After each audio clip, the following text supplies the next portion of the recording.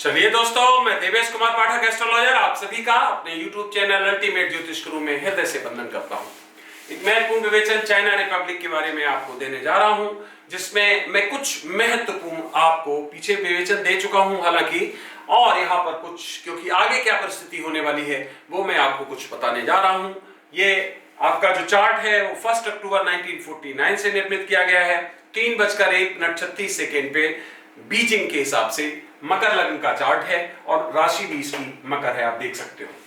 तो क्या परिस्थिति है आगे, क्या ये चाइना अब कर सकता है और इसकी ऐसी फितरत क्यों है कि ये हमेशा धोखा करने की फिराक में रहता है। सद्भावना नाम की या सिंपैथी नाम की इसमें जो गुण हैं वो कम क्यों मिलते हैं, क्या कारण है, वही मैं आपको बताने जा रहा हूं। तो ये चार्ट जो है वो आप देख रहे हैं कि मून इसमें विराजमान है लग्न में ही, मकर में, अपने इनवर्स साइन में। तो यहां पर ये एकदम देख सकते हो अपने उल्टे साइन में, और इसके ऑपोजिट मार्स है और वो नीच का है, इसका मतलब है कैंसर में है। तो ये परिस्थिति एक यहां पर बन रही है। मार्स D9 में जाके उच्च का हो जाता है 11th हाउस में, लेकिन अगर ओवरऑल इसकी स्ट्रेंथ देखें हम सर्वाष्टक वर्ग से, तो इसको केवल 39 डॉट्स मिल रहे हैं। इसका मतलब मार्स कमजोर है। तो पहला पॉइंट यह है कि चाइना कभी भी सीधा युद्ध लंबा नहीं लड़ेगा, ये छल से ही करेगा, छल से ही चीजों को अपने अधिकार में करेगा, डर से, भय से, संशय से लोगों को परेशान करके ये काम करेगा। क्योंकि देख रहे हो आप तीसरे भाव में इसके राहु है और यहां पर मरकरी केतु सन है। तो मरकरी है तो केतु और राहु की एस्पेक्ट भी है मरकरी पे, मूल त्रिकोण साइन में है मरकरी, और यहां पर सन और मरकरी मिलके बुधादित्य योग भी बना रहे हैं। लेकिन इसके जो एस्पेक्ट है और केतु का एसोसिएशन है वो इसको एफ्लिक्ट कर रहा है, एक तरह से हम कहेंगे। और सन जो है वो 8th हाउस का लॉर्ड होके यहां पर विराजमान हुआ जाके सन। तो इसका मतलब है सन का सटबल भी यहां पर कम है, मरकरी का सटबल भी कम है। दोनों के सटबल जो है वो सन का केवल 0.91 है और मरकरी का 1.05 है। तो इन दोनों की परिस्थिति अच्छी नहीं है। और चूंकि ये केतु और राहु की दृष्टि है, केतु के साथ एसोसिएशन है, राहु की दृष्टि है, इसलिए ये एफ्लिक्ट हो गए हैं और इनका सटबल भी बहुत कम आ रहा है। चलिए आगे देखते हैं। आगे यह है कि मरकरी के बारे में यह बताया गया है कि अगर मरकरी 9th हाउस में है और इस तरह से एफ्लिक्टेड है, दोनों तरह से देख लीजिए, एसोसिएशन और एस्पेक्ट के द्वारा, और 4th हाउस का लॉर्ड भी अगर पीड़ित है, एफ्लिक्टेड है, तो इस तरह का जो योग होता है वो मनुष्य में धोखा देने का योग पैदा करता है। तो आप देख सकते हो कि 4th हाउस का लॉर्ड मार्स बना और वो यहां पर नीच का है, तो ये एफ्लिक्ट हो गया। यहां मरकरी ऑलरेडी एसोसिएशन केतु का है, राहु की दृष्टि है और इसका सटबल भी 1.08 है, जो कि 8th हाउस का लॉर्ड सन उसके साथ एसोसिएशन कर रहा है। तो बहुत ज्यादा ये बेनिफिट नहीं हुआ। इसका मतलब 9th हाउस भी इसका एक तरह से एफ्लिक्शन में चला गया। मरकरी यहां मूल त्रिकोण साइन में है अपने में, क्यों? क्योंकि ये 15 डिग्री से आगे निकल चुका है। अदरवाइज ये वर्गों में उच्च का होता है, लेकिन चूंकि उससे आगे निकल गया है इसलिए ये जो है मरकरी का यहाँ पर 20.01 20 डिग्री 1 मिनट का हम कह सकते हैं, एक कला का जो उसकी स्थिति बन रही है, इसलिए वो मूल त्रिकोण में है। अब क्या हुआ आगे? आगे ये परिस्थिति बन रही है कि जब हम ओवरऑल ये सर्वाष्टक वर्ग देख रहे हैं तो इसके सर्वाष्टक वर्ग में जो बिंदु है वो बहुत ज्यादा अच्छे आ रहे हैं, हम कहेंगे। देख लीजिए 11th हाउस जो रेगुलर इनकम का या गेन्स का हाउस होता है, 36 सबसे ज्यादा जो है महत्वपूर्ण वो ये है 36। इसका मतलब है कि इसका आप देख सकते हो आज इकोनॉमी बहुत स्ट्रांग हो गई है, बहुत ज्यादा उसमें विकास हुआ है, दुनिया के हर देश को लगभग ये चीजें भेजता है, यहाँ बहुत इसने अपना एक्सपांशन किया है, हम कह सकते हैं। और देख सकते हो 11th हाउस बहुत ही स्ट्रांग है। 10th हाउस भी इसमें 30 और 5th दोनों में 30 यहाँ पर जो है बिंदु मिले हुए। इसका मतलब है ये हमारा पूरा वर्क होता है, पूरा ये हम कह सकते हैं एक तरह से हमारा जीवन का एक काम करने का वर्क प्लेस भी कहते हैं और पूरा वर्क का करियर भी कहते हैं। तो यहाँ भी बहुत अच्छा है और 5th हाउस की भी स्थिति बहुत अच्छी है। इसी तरह से केंद्र में देखें 29, 28, 9 यहाँ पर भी बिंदु मिल रहे हैं। तो ओवरऑल अगर हम देखें तो इसकी कुंडली में जो सर्वाष्टक वर्ग है वो बहुत अच्छी परिस्थिति में हमें दिखाई दे रहा है। 9th हाउस में जरूर 22 है, 9th हाउस में 22 है, जो कि हम कह सकते हैं कि सेकेंड नंबर पे है। 19 12 को दिए हुए हैं, 22 इसको है, तो ये तो अच्छे हैं। 12th में जितने कम होते हैं बिंदु उतने अच्छा होता है, लेकिन यहाँ 22 है वो कम है। तो अब इस परिस्थिति में आगे क्या परिस्थितियां बन रही है?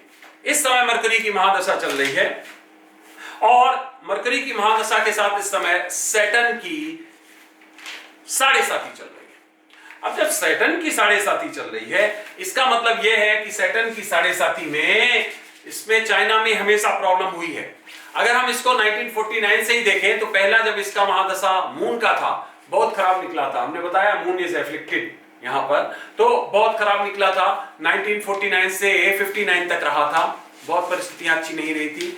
फिर जैसे ही मंगल की महादशा आई थी, जो कि आप देख रहे हो नीच का है, और वहीं पर सैटर्न की पहली साढ़े साथी भी शुरू हुई थी। तो इंडिया के साथ 1961-62 में आपको पता है संघर्ष हुआ था, 66 में संघर्ष हुआ था, और पहली इसकी जो साढ़े साथी थी वो 1966 तक रही थी, 66 तक, 58 से 66 तक रही थी। दूसरी 87 से 95 तक रही थी, उसमें भी बहुत कांड हुए थे चाइना में, जिसमें कि आपको पता होगा एक घटना 1989 में भी हुई थी कि ट्रुप्स ने जो है वो फायर ओपन कर दिया था, 200 से ज्यादा लोग वहां मारे गए थे। सोवियत जो आपका यूएसए है उसके साथ भी इसकी काफी दिक्कतें हुई थी उस कालखंड में। तो दूसरी साढ़े साथी भी बहुत खतरनाक बीती थी इसकी।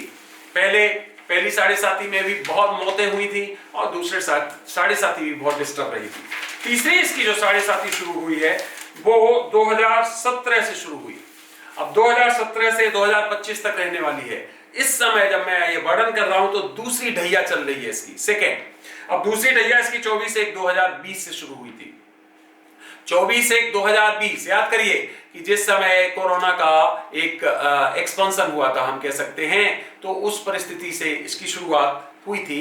और अब ये 2025 तक तीसरी तक जाने वाली है, दूसरी तो 2023 तक रहेगी और तीसरी 2025 तक जाने वाली। तो ये कालखंड इसके लिए अच्छा नहीं है, ये कालखंड बिल्कुल भी अच्छा नहीं है। किसके लिए?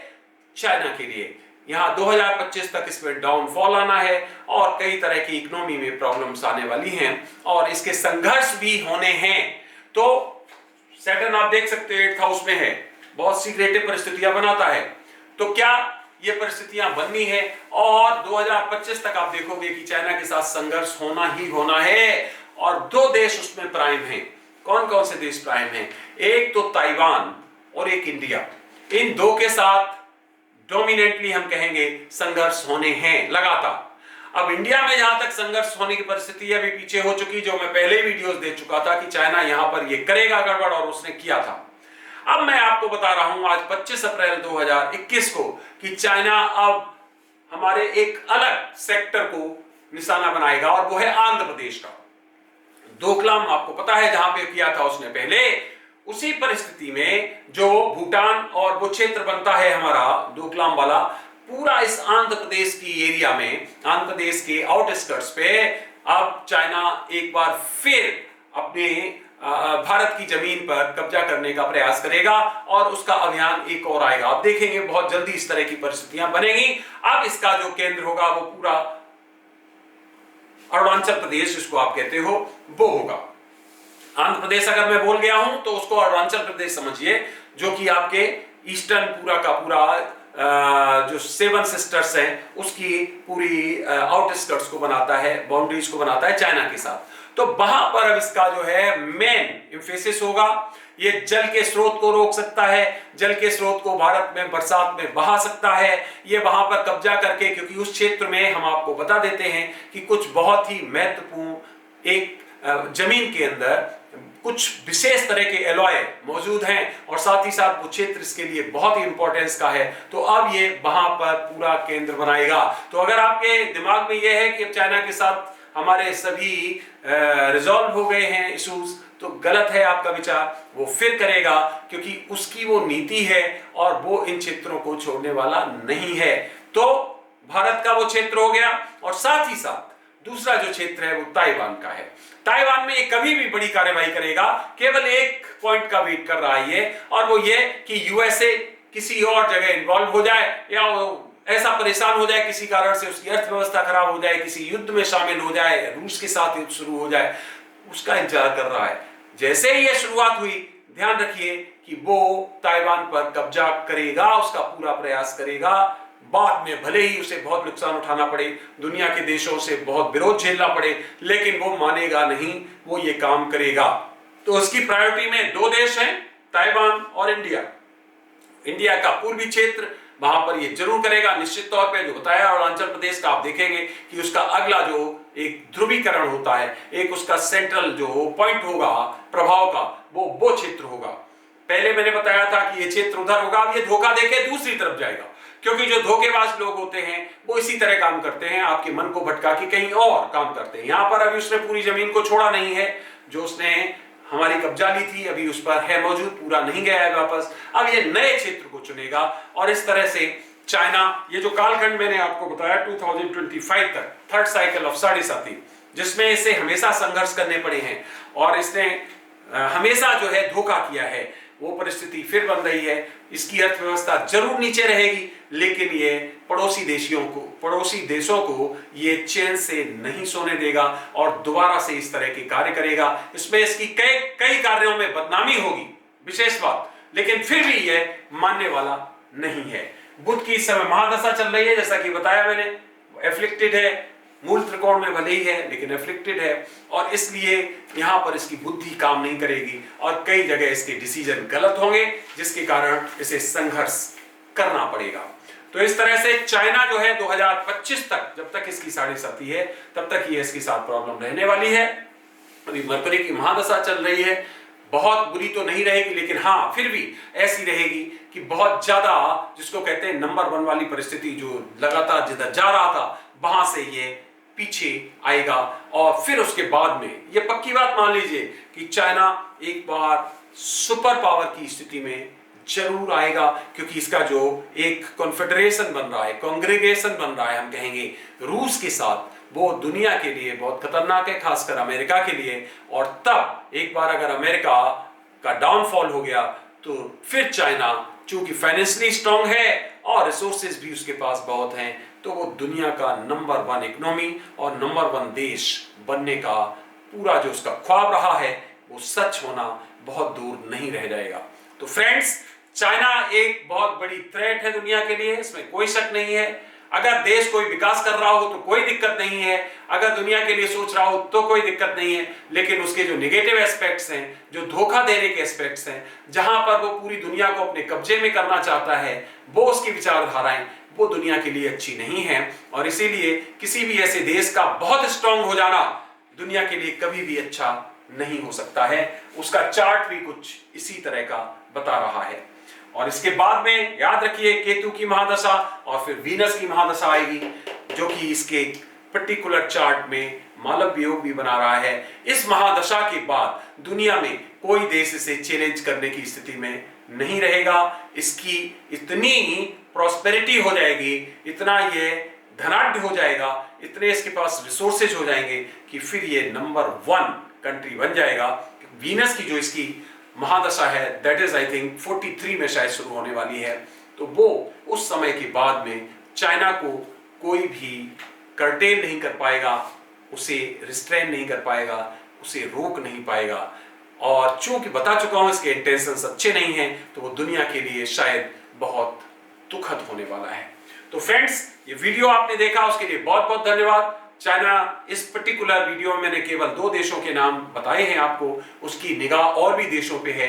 आगे वीडियो में मैं और बताऊंगा आपको कि उसका एक्सपेंशन अब और कहां, किस किस जगह पे हो सकता है, चाहे वो नॉर्थ कोर हो, जिसमें रूस के साथ भी उसकी कन्फ्रंटेशन आगे आएगी, अभी नहीं, अभी तो रूस के साथ बहुत अच्छे संबंध रहने वाले हैं। और चाहे वो साउथ ईस्ट एशिया ओशन, वो जो भी क्षेत्र हैं, वहां पर उसके और ज्यादा अभियान शुरू होने वाले हैं, जो आप निकट भविष्य में देखेंगे। मैं आपको आगे भी वीडियोस देने वाला हूं। ये वीडियो आपने देखा, अपना अमूल्य समय दिया, उसके लिए बहुत बहुत धन्यवाद। अगला वीडियो मैं आपको फिर किसी महत्वपूर्ण इशू पर देने वाला हूं। हाँ, अभी तक अगर चैनल सब्सक्राइब नहीं किया है तो चैनल सब्सक्राइब कर लीजिए और इस चैनल के परमानेंट सदस्य बन जाइए, क्योंकि इस पर मैं पूरी दुनिया के देशों के बारे में और घटनाओं के बारे में पहले ही आपको बताने का प्रयास करता हूं, जो कि फ्यूचर में घटित होने वाली घटनाएं होती हैं, और आप देखते होंगे कि घटनाएं भी लगभग उसी क्रम में घटित होती हैं। तो आपने अपना अमूल्य समय दिया, उसके लिए हृदय से आभार। आप सभी को मेरी तरफ से ओम नमः शिवाय, नमस्कार।